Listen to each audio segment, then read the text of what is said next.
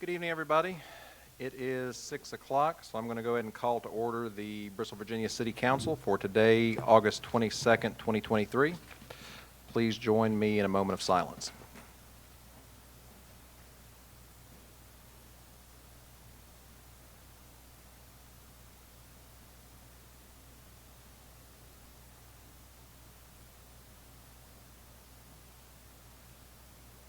Please stand for the Pledge of Allegiance.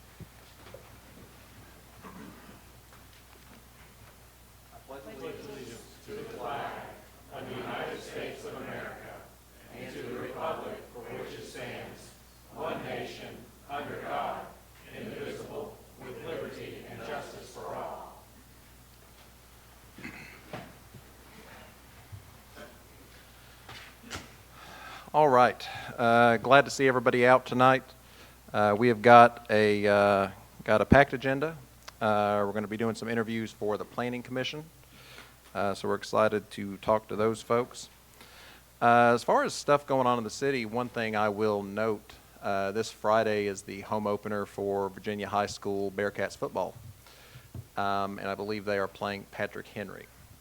So please come out and support the Bearcats if you're so inclined and you have the time on Friday. We're looking forward to a good season from them. I'll go ahead and open it up to other council comments. I would like to also add, kind of along that vein, school has started back in Bristol. I want to wish all our teachers, our students, our administrators, everybody involved, a very good school year. We hope they learn a lot, they do good work, but they also have a good time doing it. So just appreciate all those involved that make our school system what it is. So thank you. This weekend, the Bearcats are going back in to their season, but the junior Bearcats are also going into their season, and that's also exciting. So the younger kids will have a chance to get out and play some football, and their first game will be Saturday at 10. So we're also looking forward to that. Basically, kids of all ages can get involved and have a lot of fun. I just wanted to share with the council and with everyone an email that I received from Alan Hurley, who is a local businessman and also owns many of the properties in Virginia and Tennessee. But he is also behind the Sunshine Festival that they just put on this past weekend. And I don't know how many of you all were able to attend that, but he just wanted to send us an email saying that they had about 512 cars registered for that car show at the Sunshine Festival, which was held over here at Michael Waltrip Brewing Company. And then they had about 59 more that showed up after the cutoff time that just parked around the show. They had cars from 7 states. They estimated around 4,000 to 5,000 people that attended it. And he wanted to give a shout out to Matt at Explore Bristol. He said he was the real pro to work with and did an excellent job. They were very appreciative of all he did. They had a partner from Motor Mile that knows nothing about the DMOs or what that means, and said that they didn't know who that Matt guy was, but he did a great job getting the word out about the festival. And then lastly, he wanted to say a huge thank you, which was a big part of this email, to our city staff and our city police. He said they were spot on, truly passionate to assist any way they could, and I know that adds an extra layer of work to our city workers and our police when we hold events. So I just wanted to also extend a thank you to them for their hard work and for being here throughout that event. All right. City manager's comments. Yeah, Council, I have just a few comments. First, there may be some people here tonight to speak on a homeless encampment that's over behind Ollie's at off of Euclid Avenue. We are aware of that encampment. We have made phone calls to the landowner of that property. I know in the past when there's been encampments there, the landowner has taken care of that encampment within about a week to 2 weeks of being notified. So we'd expect the same this time as well, and hopefully that will resolve any issues going forward. That is private property, so unless the landowner notifies the city that they don't want someone on that property, we can't do anything about it until we're notified. But we were notified today, and staff has taken care of that, at least made the appropriate contact. I also want to thank our Public Works Department. Many people in the community know and have made comments about the state of VI College and how VI College has been overgrown. Our Public Works Department, they've been able to mow that the past 2 days, and we'll probably still be mowing it tomorrow to try to get that cleaned up. I was up there earlier today to take a look at things, and I will have a discussion with the building official as well to see how we can move forward with getting that property cleaned up in some form or fashion. Also, I want to thank the Public Works Department. They've been working diligently to help at Gene Malcolm Field so that the entire stadium can be used for football season. We do have some structural issues on the home side. We anticipate that all the home side will be available for use except one section for this home opener, and then the remaining section would be open for the rest of the games. Also, the semi-pro soccer team, Bristol Rhythm, will be playing in G. Malcolm Stadium in 2024. We're excited about having that sports team here in Bristol. And then finally, make sure you're voting on Blue Ridge Outdoors for Bristol, Virginia, Tennessee to be the top adventure town in the medium town category. All right, thank you very much. I will say, I know we've already had our comments, but I'll respond to yours. I do appreciate what's been going on at Virginia Intermont College campus. It's a very big undertaking to mow that much, and that grass was very high. So we appreciate what they've done. All right, moving on to adoption of the agenda, looking for a motion and a second to take action. I would like to make a motion to accept the agenda with 2 modifications. 1, to insert an item G1 for a resolution requesting a zoning amendment. And 2, to add a new first closed session under I before the existing closed session for performance of specific public officers and appointees. All right, motion from Mr. Pollard. Looking for a second.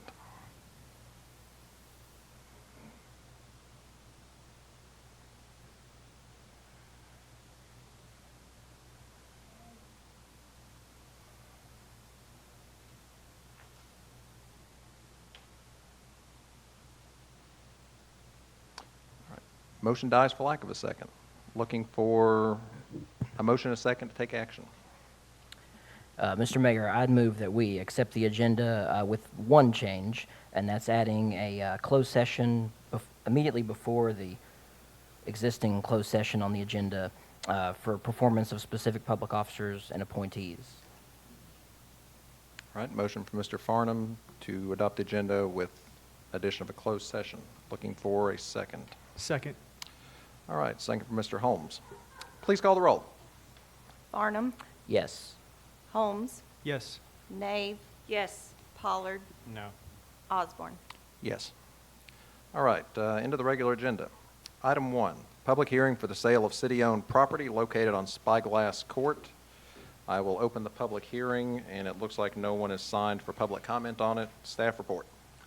Council, on August 1st, the city received an unsolicited offer to purchase 2 city-owned parcels of land located on Spyglass Court in the Clear Creek Golf Community. Map parcel numbers 121C 1E3 and 121C 1E9. Pursuant to the Code of Virginia and the City Code of Bristol, Virginia, a notice of the offer and notice of this public hearing was published in the Bristol Herald-Courier on August 8th of 2023. We have received an additional offer later this afternoon in regards to one of the lots. So at this time, it would, we probably need to have a discussion moving forward as how we want to go, but I can get into that once we get to the adoption of the ordinance. All right, thank you very much. I will close the public hearing for that. Item 2, approval of a special use permit for 144 Birch Street, daycare center in an R2 zoning district. Staff report. Thank you, Mr. Mayor, members of council. The Bristol Redevelopment and Housing Authority has submitted an application for a special use permit for a daycare center.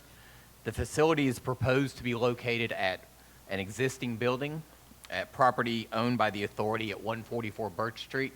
I've got that up on your overhead.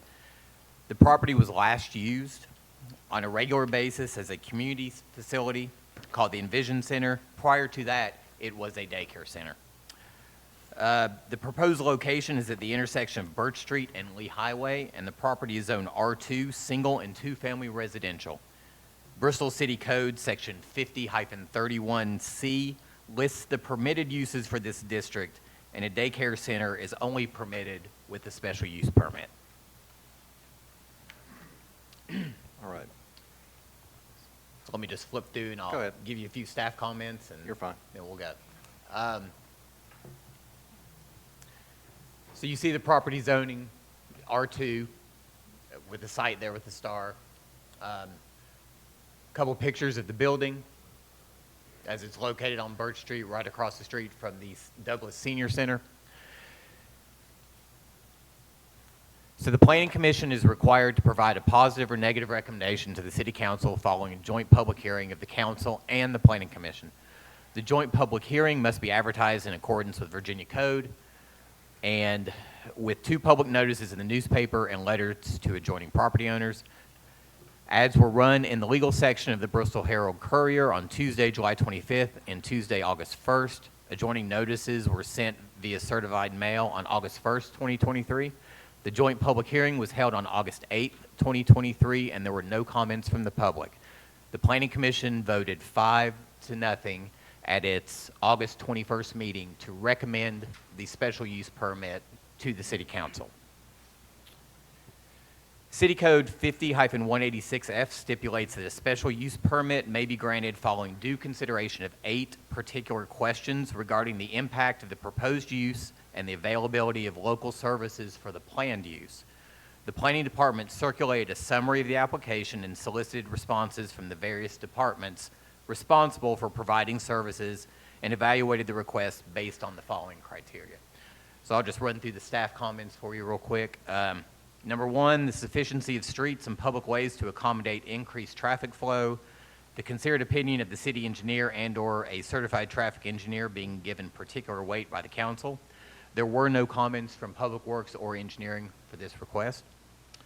The sufficiency of electrical, sewer, and water services for the proposed project. The considered opinion of the general manager of the utility board being given particular weight by the council. BVU offered no comments on this request. The sufficiency of fire, police, garbage, and other services of the city to meet the needs of the proposed project.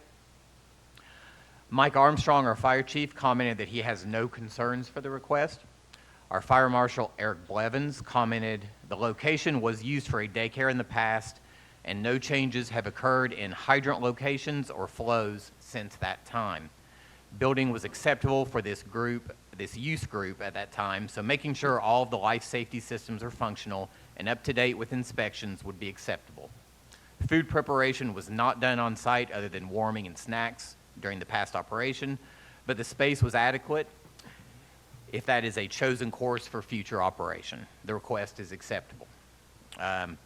Staff sees no detriment to adjoining property owners in regards to air, water, noise pollution, or health hazards.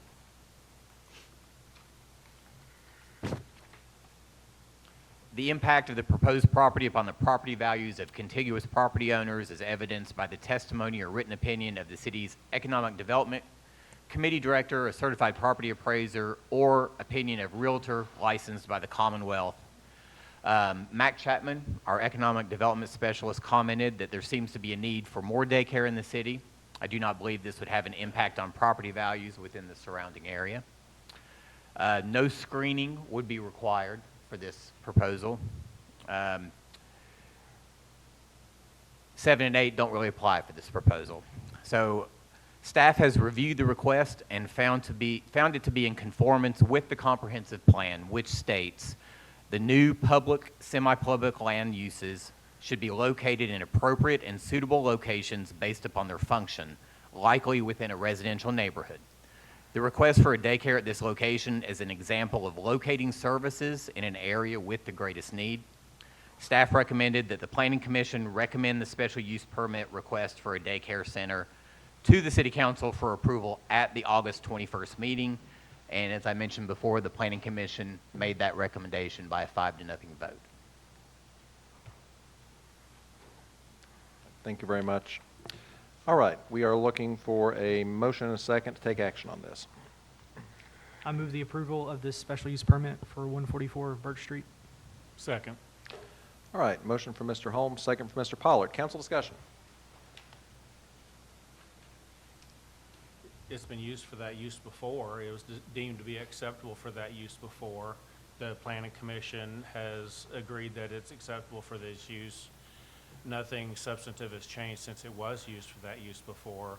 And this city is greatly in need of daycare opportunities. And this is going to be managed by the YWCA, so they know exactly what they're doing. Yeah, I'll just add, I mean, this is, when you talk to people who are trying to grow a business, locate a business, one of the big issues that the people will sometimes have with hiring new people is if you're hiring young people, they don't have anywhere to take their kids. So this is a big thing that we need for, obviously for childcare, but really tying it into workforce development. So I'm glad that this is going to be in a place that is accessible. I know there are a lot of young families who live around there, so I think this will be highly utilized very quickly, and I think it's very good. And obviously, I'll also just point out, because the Envision Center has been one of my favorite things that we've had in the city recently. They've just moved, so they're still in operation. I believe they're in the former Crisis Center. Yes, building? that's correct. Yeah. So they're still there, so we can have both things that we need, so that's fantastic. Any other discussion? Hearing none, please call the roll. Farnum. Yes. Holmes. Yes. Nave. Yes. Pollard. Yes. Osborne. Yes. All right, item 3, request for zoning map amendment for Grove Park Drive. We do have one person who signed up for public comment, and that is Mr. Branson. And if you've never been here before, when you come up, just state your name. Green light comes on, you have 3 minutes. Yellow light, you have 30 seconds. Thank you. Red light, you're out of time. Go ahead. Okay. My name's Ed Branson. I reside at 161 Grove Park Drive, and I just wanted to express, my opposition to this request for zoning map amendment at Grove Park Drive. This has been a residential community since back in the 1950s, and I'm certain that myself and most of my neighbors would like to keep it as such. We're concerned about the road. It will not support the additional traffic that rezoning and creating a commercial lot might increase, and/or it would be another entrance to and from the casino. So, we have to ask ourselves, how much do we want to see this casino continue to infringe upon our neighborhood? There's lighting concerns, noise concerns, lots of concerns. I don't think I need to get into all of those, because I think some of my neighbors were here for the last zoning meeting, and I'm sure those things are recorded in the minutes. So with that, I'll rest. Thank you. Thank you so much. All right, moving into staff report. Yes, thank you, Mr. Mayor, members of council. Staff has received a request which proposes amending the City of Bristol, Virginia zoning map parcels 414127 through 12, Grove Park Drive, from R2 single and two-family residential to B3 general business district. And did you see the location on the aerial? The owner is Mr. J.S. Roberts, who has made the request. As I mentioned, it's on Grove Park Drive, and he would like to have it rezoned from R2 to B3. Over on the left, you kind of see the tax map parcels, and I'll get you a better view of that here in a minute. On the right is the area of R2. To the north of that is the Hard Rock property, of course, and over to the right, office and institutional. The rest of the property in that area is residential. A few of the pictures, there are some in your staff report as well. The one on the left is just a straight picture of the front of the property. On the right shows a sewer pump station, which is owned by Bristol, Tennessee Essential Services and serves the area there. And this shows the outline, and there are 6 parcels that are involved in this request. There is also a right-of-way which was platted when this property was platted back in the 50s. So that right-of-way is still considered city right-of-way and not part of the lot. The existing land use for the property is vacant. As I mentioned, it's R2. The future land use map designation is single-family detached. It is 6 parcels and approximately 3 acres. To my knowledge, there's never been a use on that property. It's basically trees and grass, as you kind of see from the pictures I gave you. I'll get there. Okay. So compatibility with the neighboring land uses and the effects on the community character. The subject property is bordered by residential uses and the Bristol Casino. Pursuant to Section 5022J, the purpose of the B3 district is to provide a place for business uses that do not require a central location. It shall provide areas for the development of retail and personal service, commercial, community, and regional shopping centers of integrated design and high-density development of commercial businesses in certain areas adjacent to major transportation areas or thoroughfares within the city. The land uses in this area are all, that access it from Grove Park Drive are all residential. The commercial use to the north of the property and on North Street, of course, being the Hard Rock, and then there are some lifestyle recovery and some senior facilities centers over there. All traffic would have to enter from Grove Park Drive. Consistency with the 2017 City Comprehensive Plan. The City Comp Plan does not specifically address this area. However, the future land use map shows the subject property as single-family detached. This land use designation is to encourage standalone housing units with 1 unit per parcel.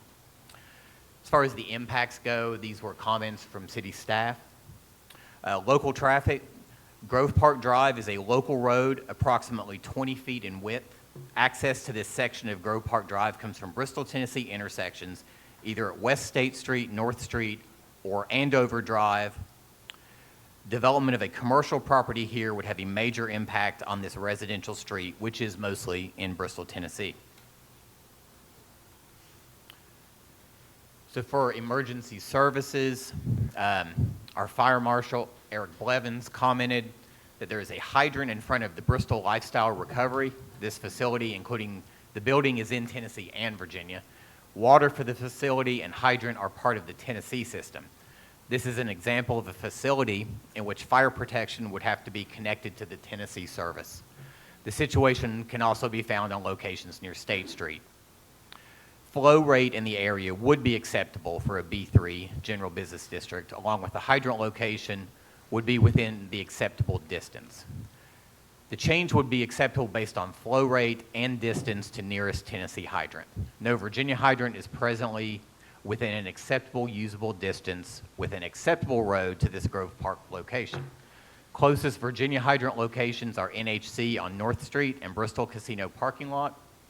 And even if the area was paved from the Bristol Casino, the use of this hydrant would block main traffic route to the Bristol Casino and their public parking lots. Comments about water, wastewater, and electrical utilities. Philip King of BVU commented that this site has no sewer service. To get sewer service, the developer must negotiate with the city of Bristol, Tennessee to serve the property. Also, this site currently has no water service. The developer would need to extend the existing 2-inch water line on Grove Park to serve the property. Will Witcher from the city of Bristol, Tennessee commented that sanitary sewer, the city of Bristol, Tennessee owns the sanitary sewer lift station on Grove Park Drive. In 2007, BVU purchased capacity in the lift station to serve several customers along the Virginia side of Grove Park Drive. Since the subject property was and remains undeveloped, sewer capacity allotment purchased by BVU at the time did not include this property. Should the property develop and connection to the city's sanitary sewer collection system on Grove Park Drive be requested, the city will need to evaluate the impact of the development on the system capacity. As far as water goes, the city provides water service to customers on the Tennessee side of Grove Park Drive. We understand that BVU has water service to Virginia customers on the street to a point. Should the property develop, water service would be provided by BVU. Public transit does not serve this area. We had a comment from our Public Works Director, Jacob Chandler, who commented, for the 6 properties to be developed, shown in the rezoning request, a road would need to be constructed by the applicant between Grove Park Drive and the 6 properties, so basically in the cul-de-sac right-of-way that's showing on the survey.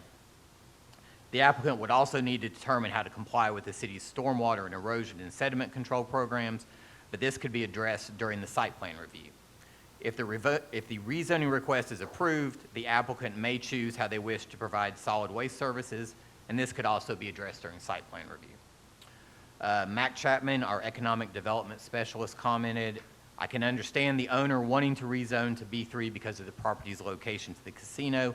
However, unless there is another access point to Grove Park, I do not believe the rezoning to B3 would be best suited for this property. Depending on the intended use of the property, this could create a lot more traffic in a residential neighborhood."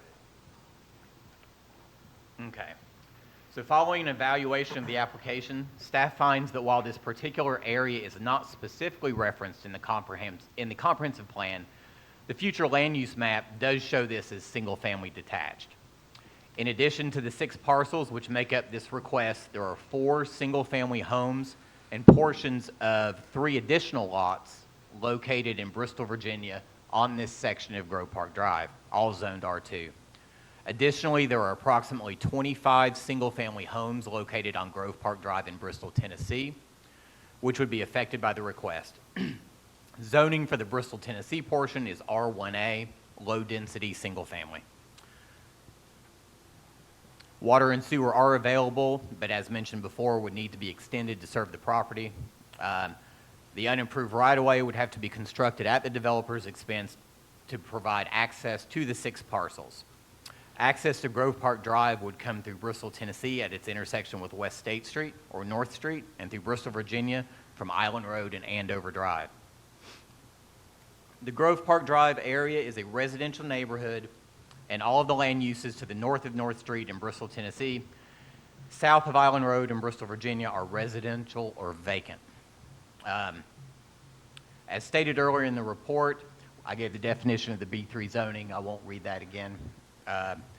So while the property does adjoin the Bristol Casino property and a B3 zoning district, there is currently no vehicular access between the two.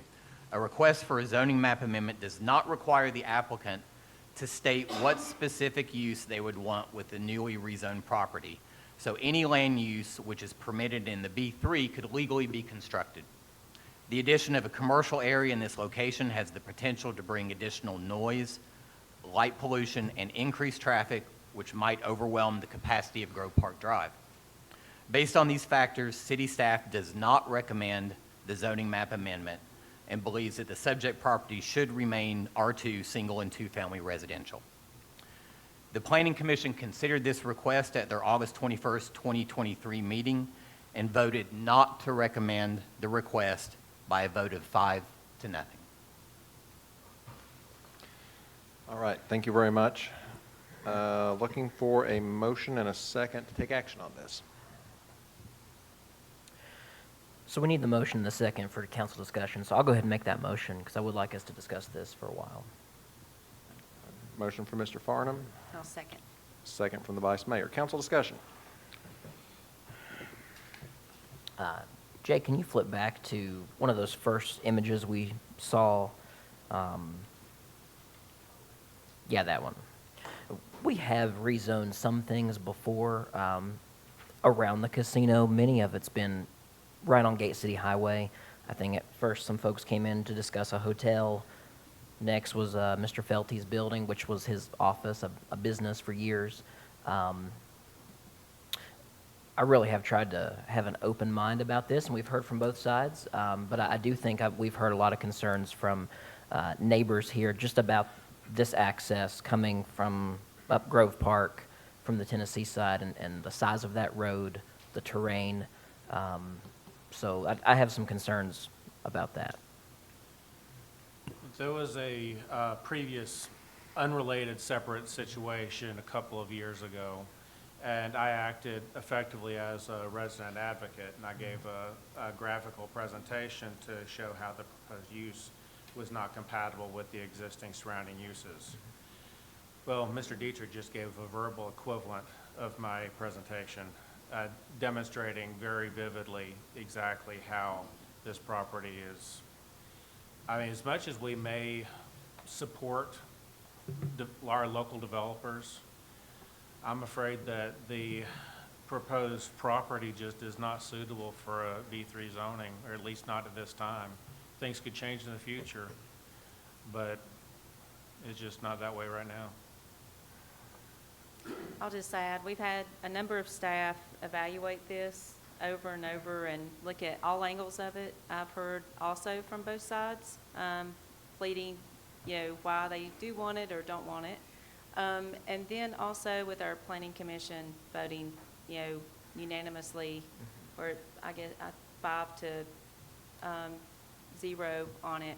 I think we should follow their lead on it. I've looked at it, and try to put myself in the shoes of the residents that are there, and like Mr. Branson was talking about, and some of the other ones that I have talked to by email, and we've heard from on previous weeks. My biggest concern too would be the traffic that's coming in, because that will increase, and especially as the Hard Rock opens, the bigger the casino and hotel next year, that traffic is going to double.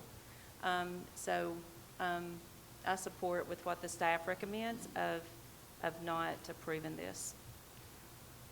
I would like to add too, just the planning commission did have quite a bit of discussion on this. A lot of questions were raised. We had the owner of the property speak to us on this.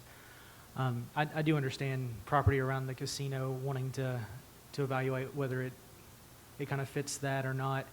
Grove Park is definitely a residential neighborhood. It's definitely, when you take into account the Tennessee residents there too, it's definitely a residential part of the city.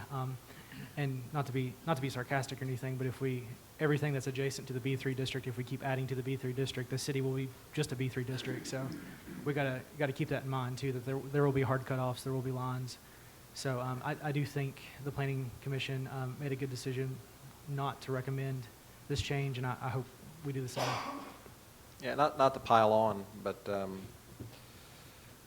there's almost, the difference in this and say the hotel the property we rezoned that may be a hotel on Gate City Highway or other properties is, those are easily accessible from public roads that would be commercial areas. And, I understand completely why this owner would want to do this. They're trying to, increase the marketability of their property that they have. But in this situation, it almost feels like an answer in search of a question. No one except the owner is asked for this, and it's not like there's a building already there that they can repurpose for something else. It's just undeveloped land that they want to be more marketable. So I don't want to assume how the vote's going to go, but I think I know how the vote's going to go. So I'm going to go ahead and ask the clerk to call the roll, please. Farnum. No. Holmes. No. Nave. No. Pollard. No. Osborne. No. All right, item 4, discussion of short-term rental ordinance. One person has signed up for public comment. That is Mr. Gobble. And I would tell you the guidelines, but you know the... My name is Stephen Gobble Jr., 2761 Everett Street, Bristol, Virginia. I'm here for other reasons tonight, but since I'm here, I'm going to go ahead and talk about this one here. I am a Deputy Commissioner of Revenue for Washington County, Virginia, so I helped get one of these ordinances together in Washington County. I've just got a couple of concerns about the way that this one's wrote up that I just wanted to point out. First of all, when it was talking about operator, it means proprietor.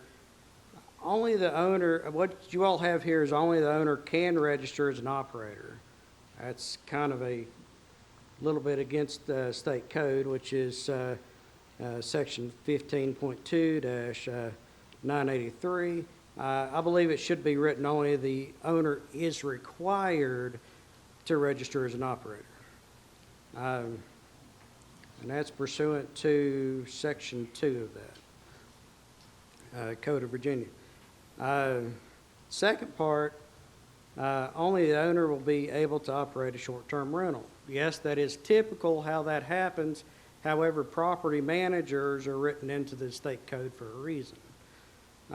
So we shouldn't knock out the property managers. Completion of a business license from the Commissioner of Revenue, yes, that is highly recommended. However, just a word for everybody, anybody watching online, anybody here, there is a line that ends the city of Bristol before you get out of Bristol. Because up there at exit 7, it's all jumbled. We have several businesses that come down here to the city of Bristol, fill out a business license, get issued a business license, but they are in the county. This is going to cause a problem with our taxation when it comes to our Airbnbs when they send us one check to the treasurer's office, and we're having trouble everywhere across the state on where exactly the taxes came from.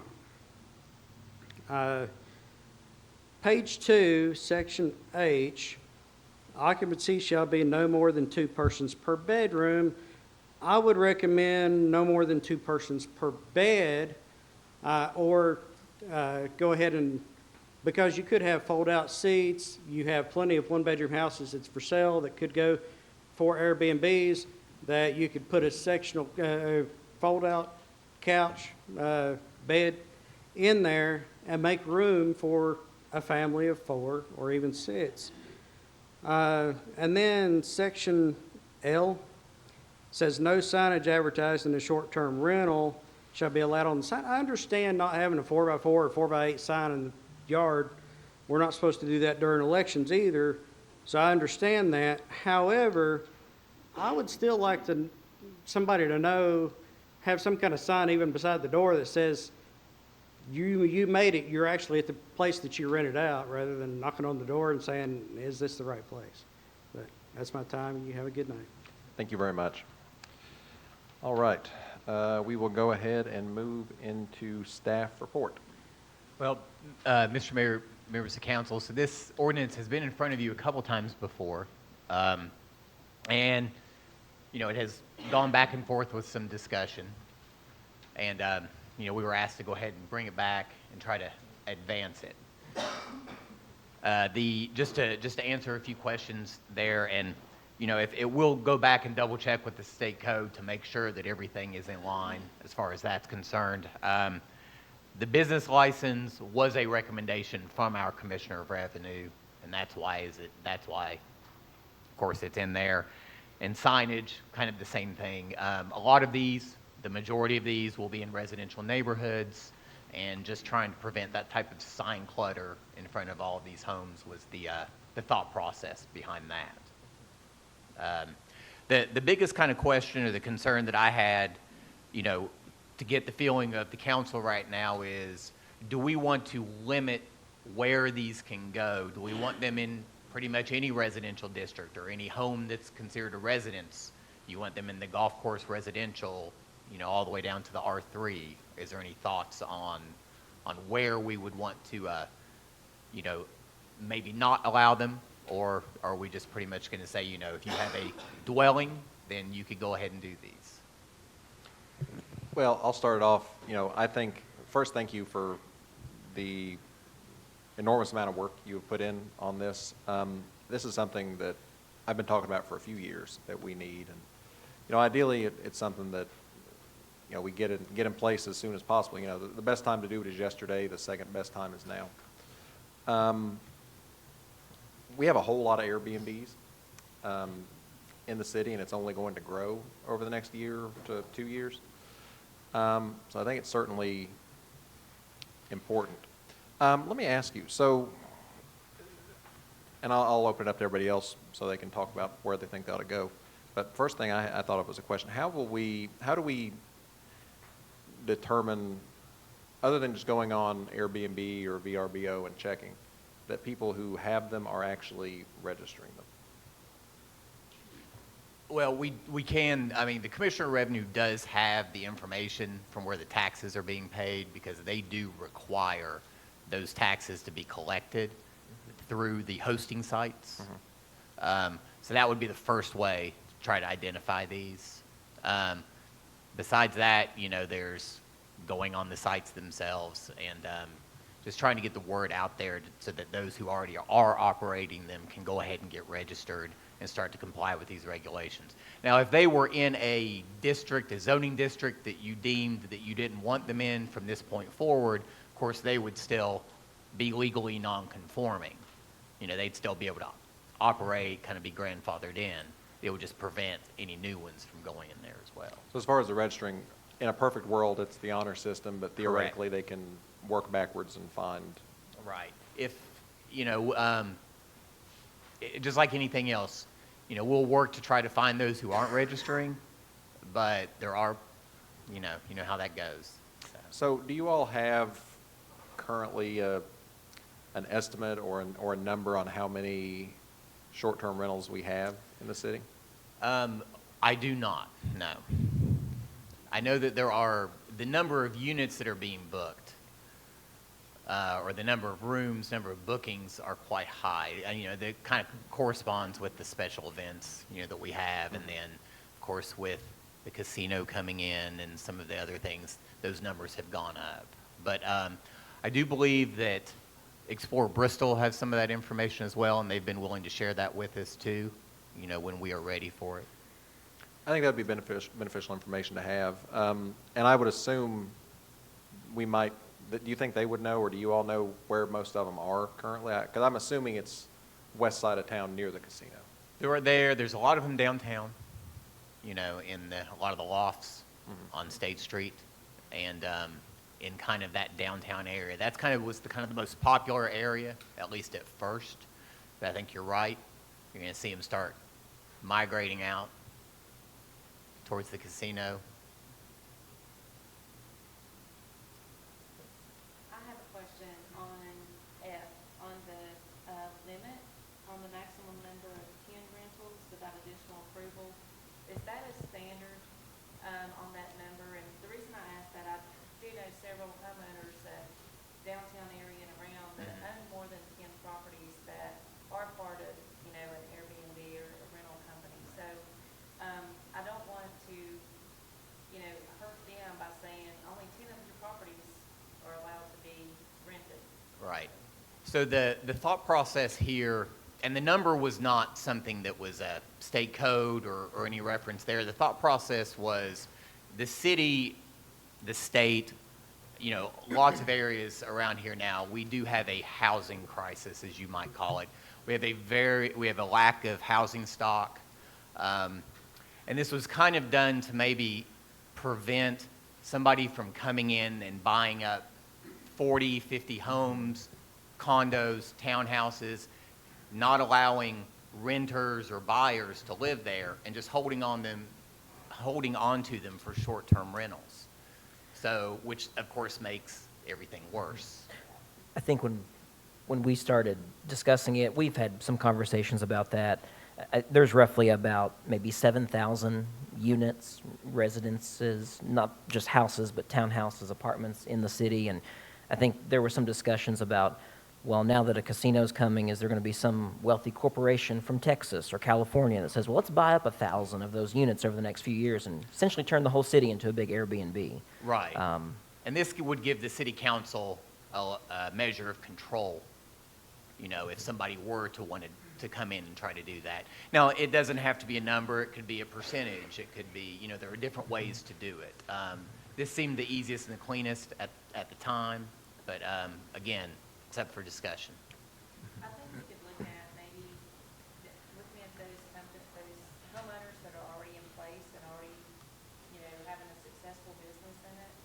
I just want to make sure that, you know, we pass this and they're like, gosh, I have 12 and I keep them rented and have for years.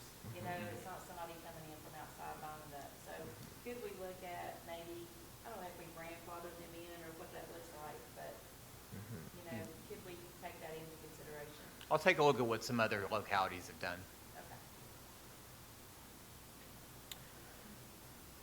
Okay. I'd just like to add too, I do appreciate the discussion we've had on the Planning Commission about this, especially the parking, the off-street parking space. That I know there were some concerns about some of the tighter packed neighborhoods. There's a couple streets in my neighborhood that you just couldn't get another car on if you tried. So having that off-street parking was was vital to a lot of concerns with it. So I think that'll help make sure they're in decent spots. And then I do think we need to have some type of, like the 10 rental limit or something. We just need to maybe rework that number a little bit. But I think having something to protect us from kind of outside big bad organization type things. So.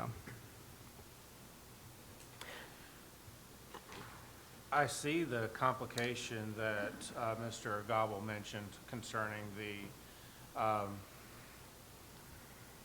the licensure, and I had suggested discussing that a little bit further back when it came up last time, because I was thinking it might be a unnecessary complication. He says it's actually a recommended idea. It's more that how do we go about implementing it so that it doesn't cause complications when we have one owner with 10 properties, but part are in the city, part are in the county. And they then, I guess they would need to register both places, and they would need to keep tighter track as to where they're specifically located, which I suppose they are having to pay their property tax, so they're going to have to keep track of that anyway. So it's just a matter of making sure things are handled appropriately. Concerning signage, I would recommend perhaps we consider the same restrictions as currently for home occupancies, where it's a single non-illuminated sign up to 2 square feet, which would be 16 inch by 16 inch. Or they could do 1 foot by 2 foot, however they prefer to do it. Would you want that to be on the building itself or such as a freestanding sign? The home occupancy restrictions require it to be attached to the structure. That way you don't have people putting signs near the right-of-way, and it starts making the city look overly cluttered. If it's right by the door, which I would think would be the best place, and they're only allowed to have one sign, that way it's a little more associated. It seemed to be more practical to me anyway if I were doing one, but that way we don't have the clutter associated with having signs by the street. And we already have the existing code that's doubtless been heavily debated anyway, and they decided that was appropriate at the time for home occupancies. So back to Mr. Dietrich's original question, what do we think about which zoning districts these should be in? I'm intrigued by that point that you brought up about zoning districts, because now some are in residential districts, and some that are downtown are a business district that are upstairs in a loft. So we kind of have a mixture. And I think my first reaction with an Airbnb, maybe a lot of people's would be, well, I don't want it right next door to me, because there's going to be a lot of people there every weekend. It's going to be a party. It's going to be noisy. But then I also think, well, I don't know about limiting it to certain districts, because if someone's running that as their, Airbnb business, I don't want to, I don't know. I'm intrigued by it. I'd like to think about it a little more. Because also I wonder, one thing I would worry about, I'm just thinking out loud, so excuse me. If we were to limit it, say to R2s or R3s or whatever, then they're all going to go there. And theoretically, they will become very heavily saturated in that area. And I feel like at some point down the road that would cause a problem, because those are the type of houses that young families are going to buy, lower income people are going to buy, and maybe fix up, make it their house. Meanwhile, it's 40% Airbnbs and 0 Airbnbs in the nice neighborhoods. You know what I'm saying? So I don't know that we would want necessarily to restrict. Maybe that's just me. I'm just thinking out loud here. I'm kind of along those lines too. I'm a little less inclined. I mean, I'm happy to entertain a discussion on it with some of the precautions in here with the parking spaces that I feel like that kind of spreads it out a little bit more. Well, we can keep talking about this and I have something else to add before we shift gears.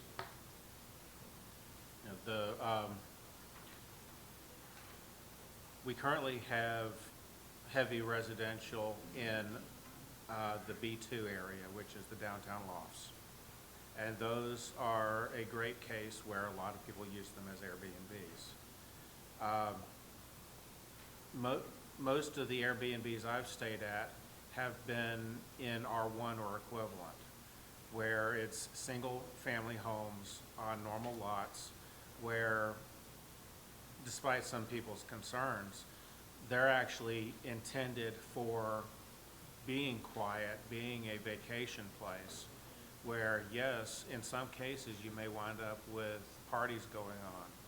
But it seems that, at least in my very limited experience, and I'll acknowledge right up front my experience with it is limited, it's usually been that these are some of the quieter places, some of the more vacation home type places.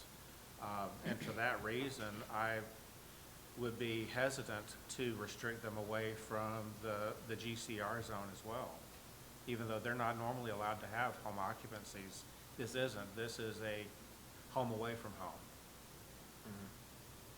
You're not going to have people coming to visit there like you would a home occupation.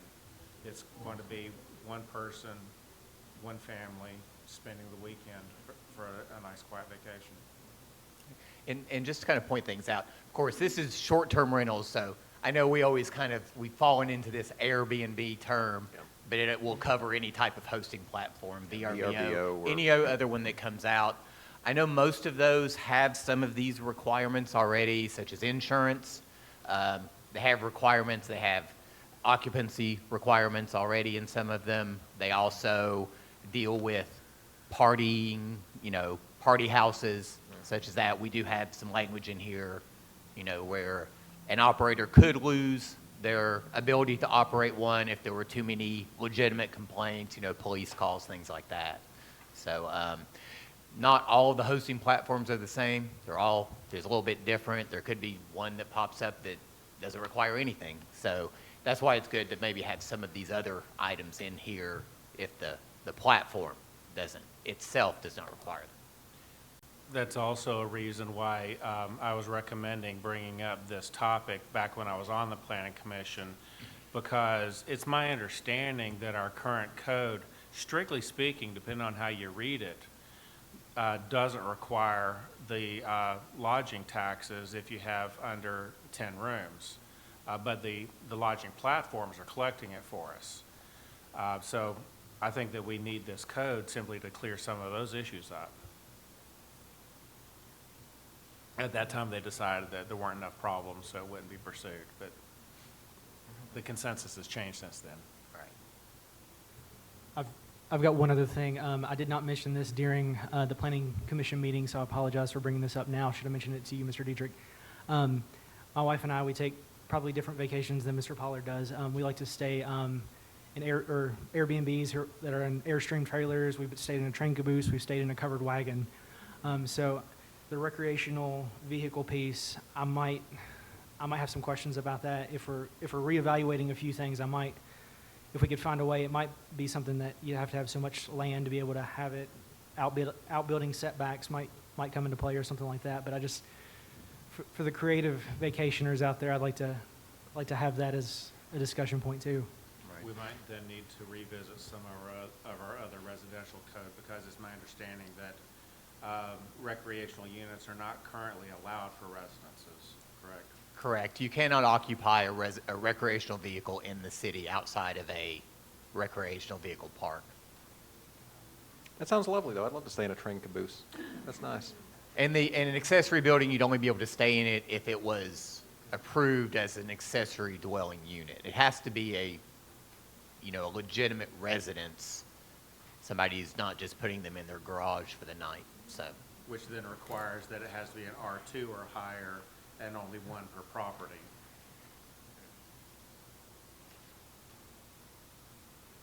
All right, cool. Thank you very much. I'll take the recommendations back. I'll put something else together and we'll get it out. All righty, we Good appreciate it. discussion. Thank you very much. Thank you. All right, item 5, supplemental appropriation of $1 million, $10,289. Staff Council, report. on May 23rd, 2023, the Bristol, Virginia City Council adopted the budget for fiscal year 2024. The listed item is an amendment to the original budget. This listed item is from COVID-19 federal funds of $1,010,289. It's for solid waste disposal and collections. We would appropriate an additional cash balance in the fund for the expenditure of an approved project in fiscal year 2024. we would take from the beginning balance and apply that towards the sidewall odor mitigation system that we have had installed at the landfill, and that total appropriation is $1,010,289. That would not be the final appropriation for this project. It would be another appropriation coming at a later date as well. All right, thank you. Looking for a motion and a second to take action on this. So moved. Second. Motion from Mr. Pollard, second from the Vice Mayor. Council discussion. Landfill's getting rather expensive, but at least this is being covered by federal funds. Landfill's been Disproportionate. very expensive, but yes, we appreciate the good management of the original ARPA funds that we received, but here we are in 2023 still using them, so I appreciate city staff finding creative options for funding the landfill repairs. absolutely. Hearing no further discussion, please call the roll. Farnum. Yes. Holmes. Yes. Nave. Yes. Pollard. Yes. Osborne. Yes. All right, Section E is first reading of ordinances. Number 1, an ordinance to amend Section 3.01 of Chapter 3 to the city charter pertaining to elections. No one has signed up for public comment. Staff report. Council, the turnout for the November 2024 general election at the Van Pelt precinct could potentially meet the statutory limits that are set by the state for the number of voters in a precinct. So the general registrar of the locality must notify the governing body that that statutory limit is getting ready to be surpassed. And in order to add an additional precinct to assist with this change, the charter must be changed to list the number of precincts in the city from 4 to 5. This charter change must be submitted to the General Assembly before an additional precinct can be added next year. So this is an ordinance. We're just getting ahead of the game of what we anticipate that we're going to have to do in 2024. This ordinance would allow us to ask the General Assembly to give us 5 precincts instead of 4. And then sometime next year, we would be back in front of you all with the actual ordinance that describes the 5th precinct and how it's changed the 4th precinct so that voters could be notified in enough time prior to the next election. All right, thank you very much. Looking for a motion and a second for first reading, and I'll remind you all, this can be in full or by caption only. I move for the first reading of the ordinance by caption only. Thank you. Second. All right, motion from the Vice Mayor, second from Mr. Farnum for first reading by caption only. Council discussion.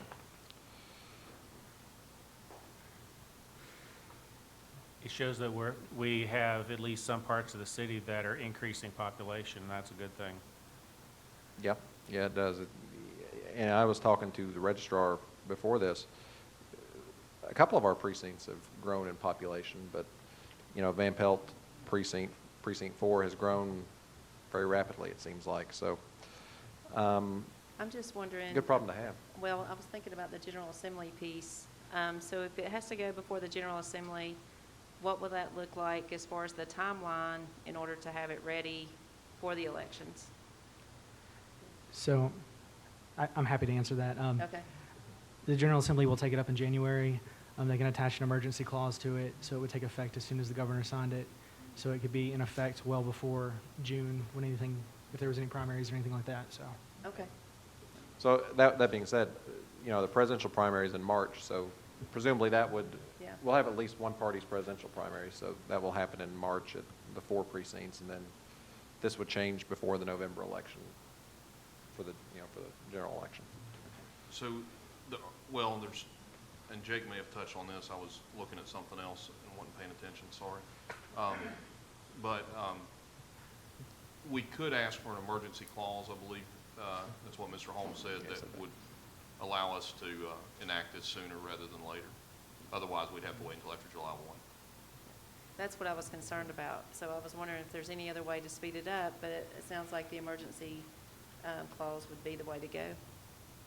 Then we'll need to time our ordinance properly to reduce impact on the elections. So, I was discussing with the city manager earlier, and our code allows us either to have an emergency clause where it takes effect more quickly, or normally it's 30 days. And if we have it, if the legislature approves it in January, we don't want it to take effect in February. So we may need to put some thought into exactly when we approve that ordinance to change city code to have our side of things from 4 precincts to 5. Yeah, it would cause a lot of uproar if we did it before the primary, of course, but I would say as soon as the primary is done, the sooner we can do it before the general, the more time our registrar has to notify voters of where they'll be voting. And I know for people on this side of town, the high school precinct, mostly that won't change, but obviously Van Pelt's the biggest precinct, so there'll be a lot of people get changes, so. This is going to require some heavy coordination with the registrar, because he'll be our local expert on how to handle that best. Hearing no further discussion, please call the roll. Farnum. Yes. Holmes. Yes. Nave. Yes. Pollard. Yes. Osborne. Yes. Reading of the ordinance by caption only. An ordinance to amend Section 3.01 of Chapter 3 to the city charter pertaining to elections. Chapter amended is 3 for elections, and be it ordained by the City Council of the City of Bristol, Virginia, that Section 3.01 of Chapter 3 of the city charter is hereby amended and adopted to read as follows. Thank you. Item 2, an ordinance approving and authorizing the sale of property owned by the City of Bristol, Virginia, located on Spyglass Court. No one to sign up for public comment. Staff report. Council, as I mentioned previously in the public hearing, we did receive an unsolicited offer for 2 lots on Spyglass Court. Those lots are known as E3 and E9. So we had to publish a notice in the Bristol Herald-Courier notifying the public that we received an offer and asked for any other offers to be submitted to me today, no later than 3 p.m. We did receive a second offer this afternoon for parcel E9.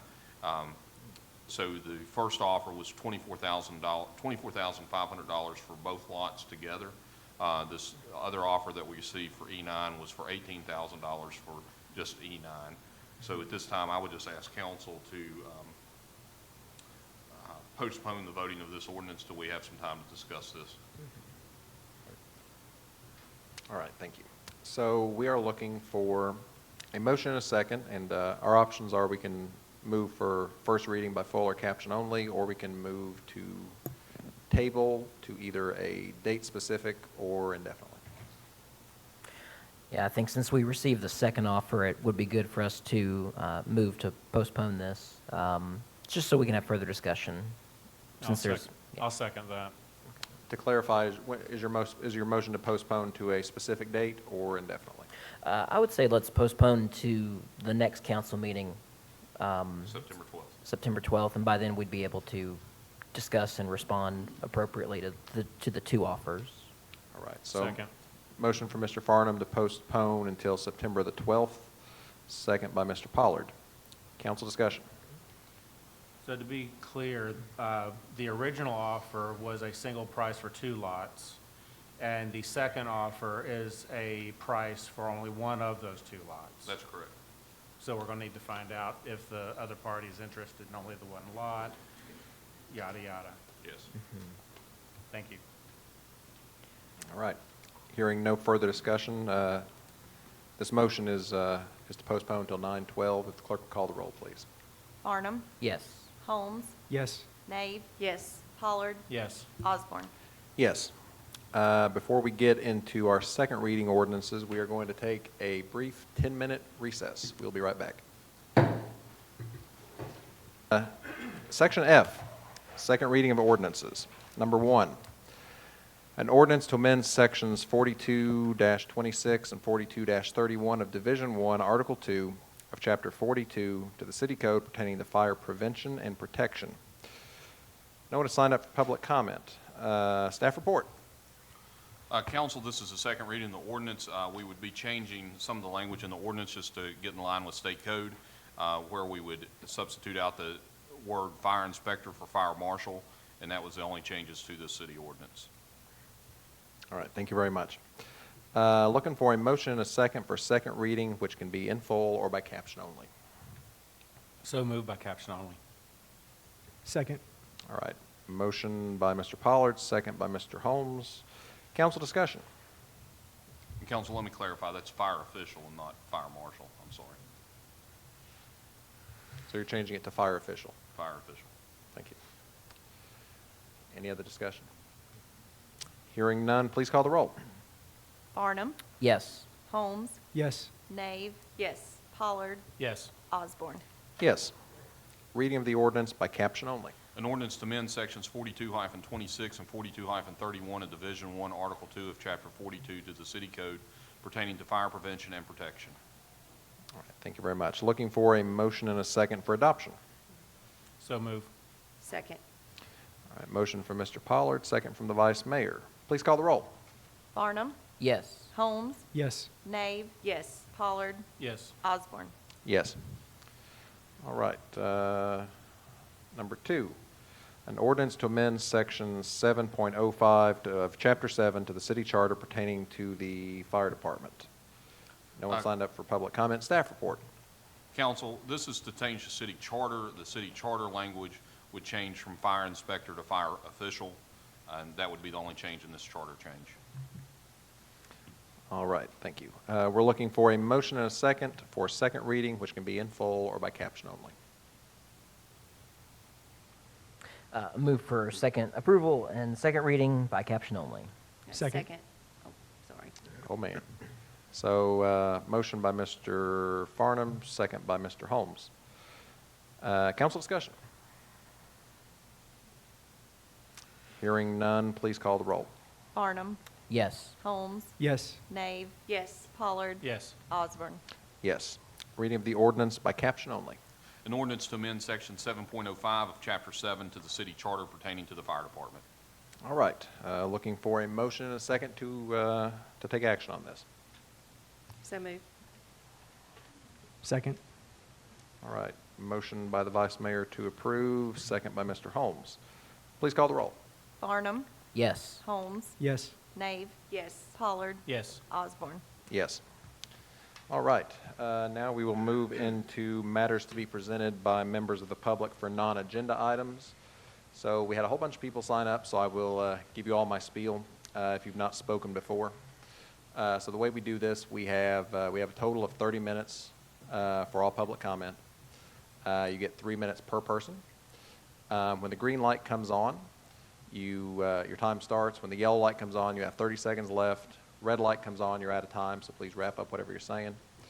The 30 minutes overall is 30 minutes, so if you go 1 minute or 2 minutes, theoretically, you can get more people in. When you come up, please state your name and where you're from. We go Bristol City residents first, then everyone else if we have time at the end. So first person is Mr. Carrico.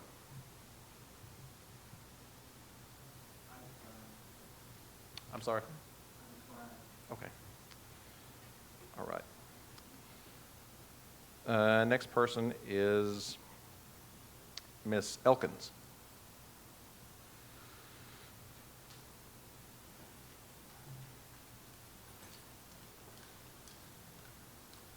I'm Catherine Elkins, and I live at 115 Grable Road in Bristol, Virginia. And I'd like to propose that the city council would consider making Bristol a safe zone against abortion. And I'd like to refer to Jeremiah. Before I formed thee in the belly I knew thee, and before thou comest forth out of the womb I sanctified thee, and I ordained thee a prophet unto the nations. This is out of my Holy Bible, the King James. And this is Jeremiah 1:5 and 1:6. And then it said, Ah, Lord God, behold, I cannot speak, for I am a child. These children are unborn, and they have no means to speak for themselves. And I think that this clearly states that they are meant to be. Thank you. Thank you very much. Next person is Mr. Trotter. Good evening. I'm David Trotter, 250 Pace in Bristol, Virginia. I'd like to say thanks for the opportunity to speak here tonight. And I'll just say that I was interested very much to see that you approved a daycare center, so you're caring about children. You've talked about bus traffic, bus driving, and you care about moving children around. That's great. You talk about children's sports. That's great. The sign behind your head says it's a good place to live. I'm an advocate against abortion. I'm an advocate for life. Somebody once said this, that we should rescue those who are being taken away to death, hold back those who are stumbling to the slaughter. If you say, behold, we did not know this, does not he who weighs the heart perceive it?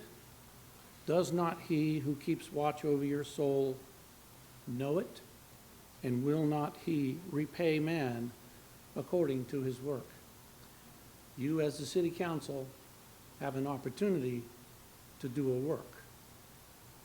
Thank you. All right, thank you very much. Next person we have is Mr. Cruisenberry.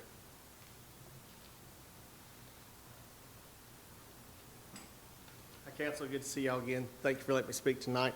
My name is Todd Cruisenberry. I live at 135 Cherry Lane, Bristol, Virginia. I also pastor Community Baptist Church in Bristol, Tennessee. We come tonight asking you to take time to think about this rezoning request again regarding abortion centers. We have been quiet and we have been respectful, giving y'all time to do due diligence, get your thoughts together, talk to one another, do some research to come up with a good conclusion and scenario for going forward with this rezoning request to prohibit any additional abortion centers in our community. It's been mistaken for complacency. It's not. It's respect, to give you time. We haven't pushed you. We haven't forced you. We haven't forced the issue. But it hasn't went away, and the desire for this has not went away. Our community still wants to stop any additional abortion clinics from moving in. The abortion clinic we have now is an eyesore to the city. There's always some type of police presence there almost on a weekly basis, protest, etc. If we allow abortion centers to continue to move in, you're going to have it all over the city just like that. It's going to increase, and we're going to be the place of stoppage for Tennessee to find an abortion. People will flood our borders, and we'll be known for the sound to get abortions. Not a good place to live, but a good place to die. There's one, I'm not going to preach to you, but there's one verse of Scripture that really is kind of resounding to me. It's in the book of James, and it says, therefore, to him to knoweth to do good and doeth it not, to him it is sin. If we know what we should do, but we don't do it, it's sin in the eyes of God. Just as much of a sin as the sins that we commit physically, the things we don't do, is also judged by God. He's watching. He's taking account. Prayerfully consider a zoning request. If you don't like what's been put before you, draft something new. Let's move forward and protect this city and protect these babies. Thank you. All right, thank you very much. Next person is Mr. Putnam.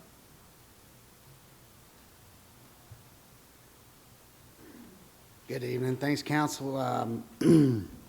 My name is Blake Putnam. I live at 230 Crescent Drive, Bristol, Virginia. Monday before last, I had a homeless vagrant decide he was going to set up base camp underneath my deck in my backyard. My yard's fully fenced in. I talked to the Bristol Police Department. After I talked to them, the conversation went to, well, we keep cleaning this up. How often are they, the day you leave, they're back. I live in the Susong Cemetery that was mentioned by the manager and the attorney. Kind of took the wind out of my sails to hear that was private property, but we've lived there for 6 years. The past 2 or 3 years has been the worst. My car's been stolen, multiple car break-ins, warrants being executed on public in the cul-de-sac there, trespassing. There was a lady, I would say a so-called midwife, who helped a lady have live birth back in the woods this summer. I have vagrants coming through my neighbors' yards, approaching my children in the yard, and then soliciting me for money, tobacco products, and such. Just the last week, we made several calls. As far as the Bristol Police go, they are stellar. They are doing their job, and they're with what resources they have. I also work downtown as a barber at the Sessions Hotel, and multiple times I've had to escort women to their job right up the street because they're scared to get out of their cars. There's people taking baths in the bird bath, washing down until the water's gone, you know. And my customers and my employees are constantly barraged by solicitation in this way. And, you know, I want to take my kids to Cumberland Park. I take them by there every day. The helicopter, you know, I want to go take them to see it, camp, or any park for that matter. I want to take them to the library, but I get asked by these people more times than not, where's the library? The one thing I do give money for is when they ask for a bus ticket, because that means they're going somewhere else. This city has created dependence, and I understand that there's not a lot of resources out there to help this, and like I said, thank God for the Bristol Police Department. You know, the functioning people of the city, and I live in a quiet neighborhood where the average age is 65 to 70.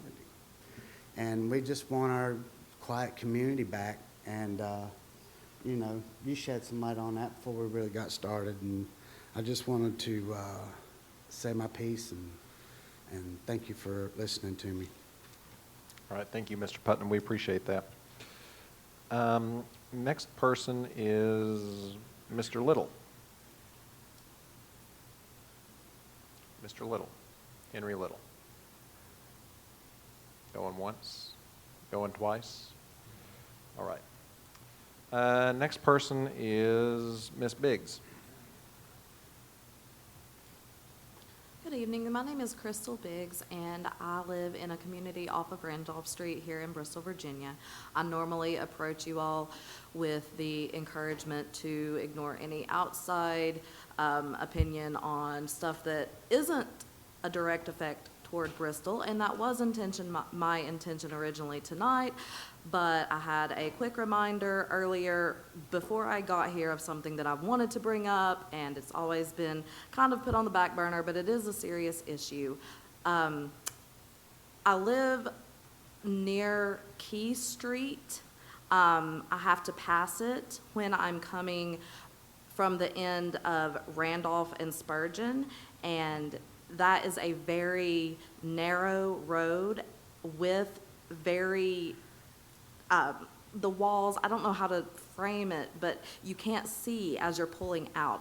I've narrowly avoided many accidents, as well as my neighbors, friends that come to visit me have had issues there. I'm going the speed limit. I can tell that the people that are trying to pull out are not on their phone, doing anything they shouldn't. You just really can't see coming out of there.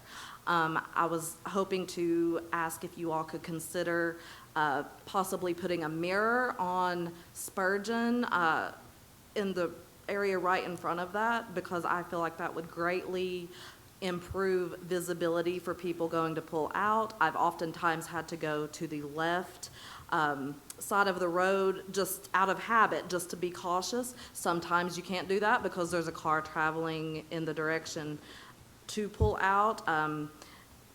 I really wish that someone would address that. I've seen the mirrors at other places through the city and around. I would really like to encourage you to look into that. That is an issue that is affecting not only myself, but other Bristol, Virginia residents. I don't know if something about the brush growing could be taken down. I know that there's a brick wall by the residents that hinders vision on one side, but if someone could look at that, I would really appreciate it. Again, this is an issue affecting Bristol residents directly. The lives of myself and my daughter that was with me on our way home this afternoon, that was a concern, and we have concerns that are actually affecting people currently. I don't know how much a mirror would cost, but it would be very appreciated if you could look into that. And thank you again for concentrating on the issues that are currently actively affecting Bristol, Virginia residents. Ms. Biggs, can I ask a quick question, just Yes. for clarification? Is that at Spurgeon Lane, Key Street, and Martin Road? Is that the intersection you're talking about? I'm not sure if it's Martin, where the little church is, right up the, if you're turning left, coming from Randolph Okay. onto Spurgeon, and Key Street is on your right Yes. as you're Yep. going down, and like you're headed toward Island Road. Okay. So it would be right there at that, okay, I know where you're talking Yeah. about. Thank you. Thank you. Thank you. I will say, I lived in Autumn Ridge for several years, and that whole area is, you have to be very careful, so we'll look into it. Next person is Ms. Reynolds.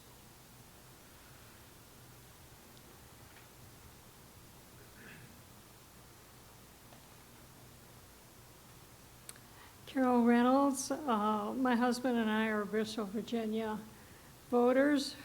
I'm here again representing myself only, not any group. And I just wanted to say that it's okay if someone wants to take a picture of me with their cell phone. It'll show me trying and praying to stop babies from being born from the womb and their body parts being sold to line the pockets of the abortionists, or being thrown in the garbage, or flushed down the toilet. It's also okay if someone wants to drive by and giving me the finger, if that will ease their conscience. I want to reiterate that this is a moral issue, not just a religious issue. Although I will take the liberty of quoting Bishop Fulton Sheen when he said that moral principles do not depend on a majority vote. Wrong is wrong, even if everybody is wrong. Right is right, even if nobody is right. There has to be somewhere along the way that you were taught morals and learned right from wrong. The only thing that isn't wrong is when the life of the mother and the baby is at risk. It should be determined by a family doctor, not an abortionist. I'm begging you again, please stop the slaughter in our town. There is help available for these women when they find themselves pregnant. Find it in your hearts at this special time when you're called to serve us. It's been done in other places. You're in a position of authority, and you can do something about this. You can show an example in Bristol that will spread to the entire state of Virginia and beyond. I will be praying for each of you sitting in the front of this room. It makes me sad that my friend was not given time last time we were here. And yet another lady was given 2.5 times her allotted time. All right, thank you. Ms. Hanslick.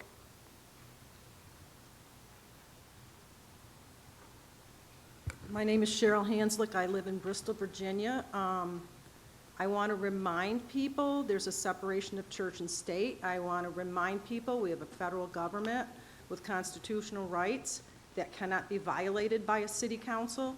There are state rights that cannot be violated by a city council.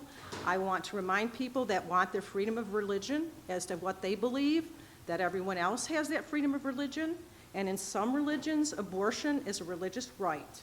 I also want to remind them that there's something about people once they're born that's also important, and I really take offense to the little giggles and laughter about the homeless. We were not laughing at the homeless. We helped the homeless. Okay, but you were laughing, so unfortunately, we were not laughing at the homeless.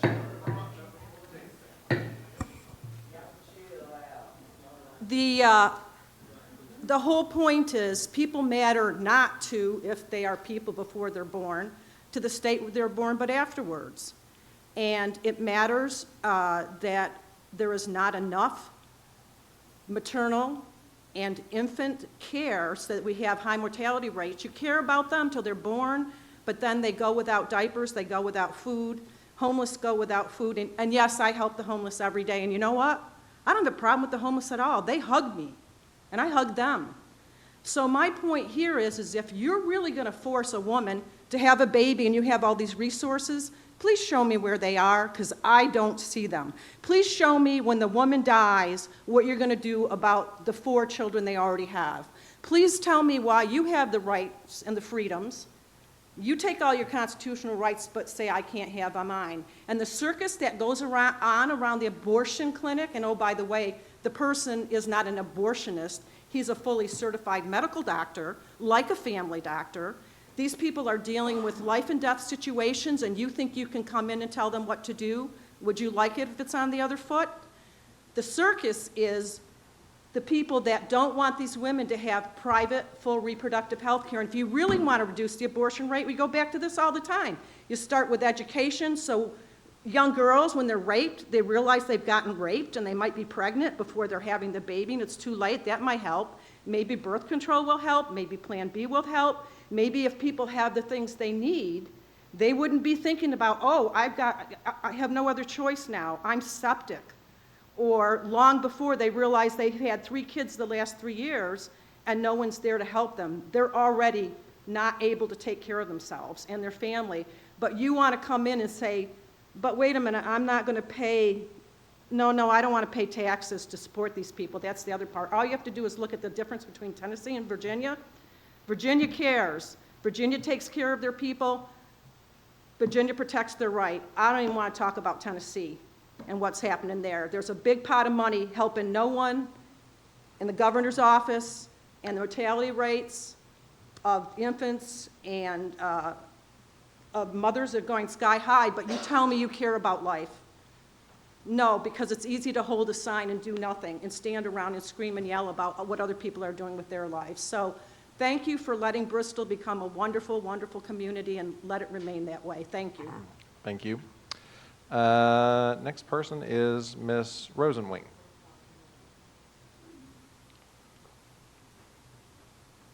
Hi, my name is Stephanie Rosenwing. I live on Piedmont Avenue. It's no mystery to me or any of Bristol's citizenry that someone here has an agenda. That agenda is very dangerous. It's dangerous for other human beings, and it's dangerous for this city. I'm finding it harder and harder to have any feelings of pity or any sort of understanding for this person. This person would let outsiders change our city and allow it to become a place for antiquated white Christian nationalist Sharia law. This person seems to be incapable of any sort of empathy, completely unable to walk a mile in someone else's shoes, also completely incapable of facing any sort of reality in which his bigotry and feelings of superiority are not seen as valid. I would like this person to know that his religion does not in any way, shape, or form trump my religion or my rights and my beliefs. So calling yourself a Christian doesn't magically make you better or superior to me. Your religion is yours. It is not mine. And quite frankly, how dare you demand that this fair city choose a superior religion because it's yours, with only your religious beliefs to side with? I remember a time when folks didn't insert themselves and their bigoted hatred into other people's lives. A time when one went to an actual physical church to worship and gather. Those days seem to be over. These days, white Christian nationalists wish to force their beliefs upon every single citizen of America. They show up at our doctor's appointments to express their disdain for women, which I firmly believe that's exactly what it is. Their feelings of superiority and disdain for women. But they forget to go to the IVF clinic or to the urologist office where, to express any disdain with tampering with God's will at those clinics, because we all know that infertility and erectile dysfunction are absolutely God's will. It must be nice to pick and choose which sins in your Bible are actual real sins. You must think yourself more superior than your own God since you know better than him. Isn't gambling a sin? Where's the safe zone for non-gamblers? What about alcohol addiction? Are we going to make every restaurant in Bristol that has a license to sell alcoholic beverages, we're going to do some zoning ordinances to make sure we can't sell any more alcohol? Because God knows we've got a lot of alcoholics around here. Some of those may not have a home, and people think that's funny, but anyway. And I would also like to say that when we say false things about baby parts being sold, crazy people like Richard Lewis Deere Jr. attach to these things and go on a shooting rampage at the Planned Parenthood in Colorado Springs and kill cops. Because baby parts are not sold at that abortion clinic. That's not a thing. Ask David DeLayton. He made films, and he was found guilty and put in prison. He owes Planned Parenthood $2 million to this day. So we don't say things like that. We don't make things like that, and we say things, lies like that in public. Those have repercussions. We shouldn't tell lies in public. All right, thank you very much. Now we're moving into non-City of Bristol, Virginia residents. First person is Mr. Stout.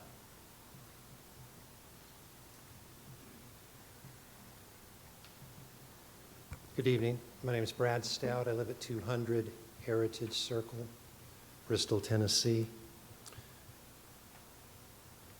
I want to encourage you folks in the council and Mr. Eads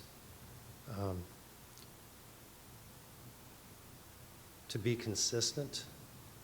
I was at the meeting 2 weeks ago, and Mr. Mayor, you mentioned that the school buses would be out on the streets, and we want to make sure that the kids get safely to where they're supposed to go. We're not here to talk about religion. We're here to talk about what's really true. And the truth is that abortion kills children. That is the truth. And if we're going to be concerned about children making it to school, we should be concerned about children making it into life.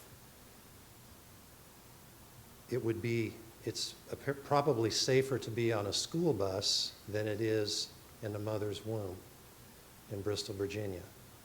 So the truth is that abortion kills children. Do we want Bristol to be a place where babies are torn limb from limb in their mother's womb? Because if that happens out on the street with a person who's not in the womb, we would call that a severe crime. But if that happens to a child in the womb, we call it women's health care. We need to be consistent. I encourage you guys to take action and make Bristol a good place to live. We moved here over 32 years ago from Southern California. We like Bristol. It's a great place to live. But it's a tragedy to allow a facility to be in our community that is killing babies. I encourage you guys to act on this. Thank you for your time. All right, thank you very much. Next person is Ms. Kennedy. Ms. Kennedy. You're good? Okay. All right. Next person is,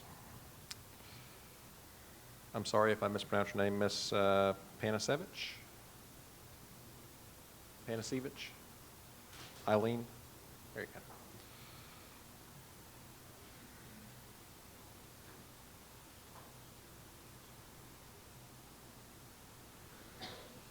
Hi, my name's Eileen Panasevich. I live at 21709 Old Dominion Road, Bristol. That's the county.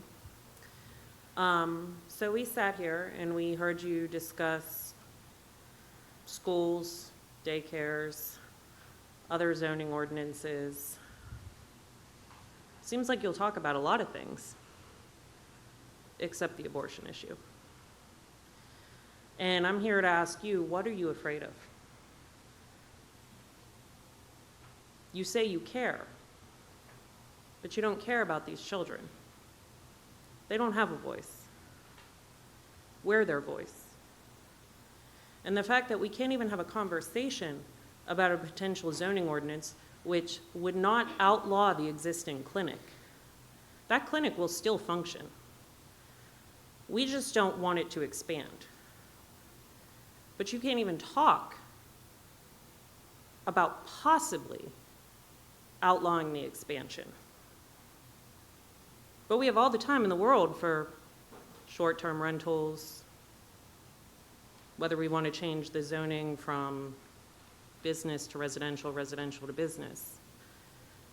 But we can't give the same time to talk about limiting abortion. It's really in the same category. We're just talking about zoning. We're not outlawing abortion. That is still going to continue. And the protests will still continue. And those of us on the sidewalk advocating for life will still continue. That's on us. That's something we choose to do. We're asking you to just talk about a zoning ordinance, and you can't do that. It's sad. All right, thank you very much. Next person is Ms. Bush. And as you're coming up here, I'll note that as of this clock, we start at 7:19, so you'll be our last speaker for the evening. So go right ahead. Thank you for the chance to talk this evening. So, and thank you, Mr. Pollard, for asking for this to be put on the agenda, asking for a pro-life zoning ordinance to be put on the agenda. I really appreciate that, and I have to say I'm surprised we didn't get a second. You all each had the opportunity there to bring this issue to a conversation. By being silent, you have spoken. Your silence speaks against protecting the unborn from further expansion of the abortion business in Bristol. So I just want to call you out at this moment. You have received petitions, emails. We have 840 petitions in a week asking you to put this on the agenda. And 284 of those signatures were from people who live in Bristol, Virginia. I'm here speaking for those who care about Bristol. I work at St. Anne's. I worship here in Bristol, Virginia. And we want you to take this issue on. So I ask the four of you to speak with words, not with your silence, and ultimately protect the unborn from this gruesome business, protect Bristol from the expansion of this business, and ultimately speak for all children, but also for women, protect women from, and families from the scar of abortion. Thank you. All right, thank you very much. So that was the last person we had time for with our public comment. We still have several people who signed up that we didn't get to. What I'll say is what I'll always say. If you would like to submit your comments to us via email, you can email us all collectively, either citycouncil@bristolva.org or individually. The format is the same, our first name dot last name @bristolva.org. Please send those to us. Can't guarantee that we'll be able to respond to all of them, but we will read all of them. Next item is the consent agenda. Looking for a motion and a second to take action. Move to approve. Second. All right, motion from the Vice Mayor, second from Mr. Holmes. Council discussion. Hearing none. Please call the roll. Farnum, Yes. Holmes, Yes. Nave, Yes. Pollard, Yes. Osborne. Yes. Next item is closed session. I'm going to ask for clarification from the city attorney on this. Since we have two items for closed session, an item for personnel and an item for personnel and then an item for interviews.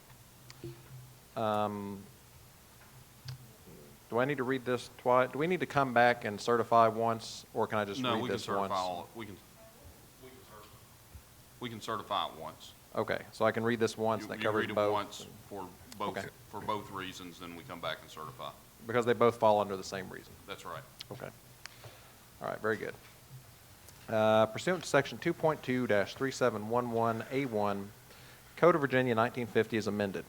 Discussion, consideration, or interviews of prospective candidates for employment, assignment, appointment, promotions, performance, demotions, salaries, disciplining, or resignation of specific public officers, appointees, or employees of any public body.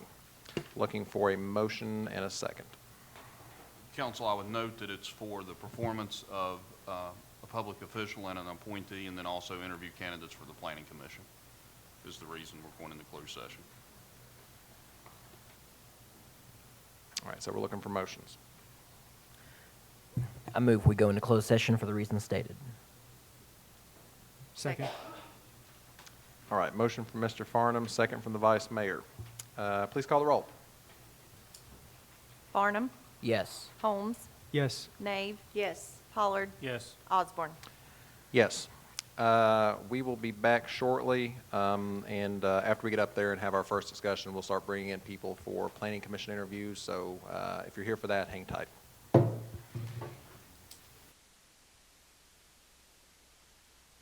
Right.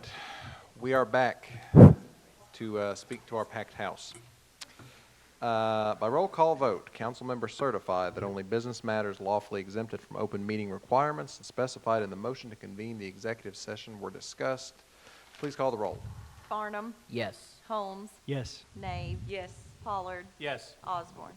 Yes. Before we do anything else, so I will say we just spent 3 hours almost in interviews, 2.5 hours for the Planning Commission. We spoke with 8 people, and I've been in a lot of interviews for boards and commissions in my time in office, and this is the first time that literally everybody could be appointed. Every single person that we interviewed was 10 out of 10 home run, and they would have all done a great job. Unfortunately, we did not have 8 spaces, so we have had to narrow it down to 2. So we are going to open it up for any nominations for the Planning Commission. Mr. Mayor, I'd like to make a motion that we appoint Mr. Bill Hartley and Kaylin Hunter to the Planning Commission. Second. All right, so motion from Mr. Farnum to appoint Bill Hartley and Kaylin Hunter to the Planning Commission, and second by Mr. Holmes. Please call the roll. Farnum, Yes. Holmes, Yes. Nave. Yes. Pollard, Yes. Osborne.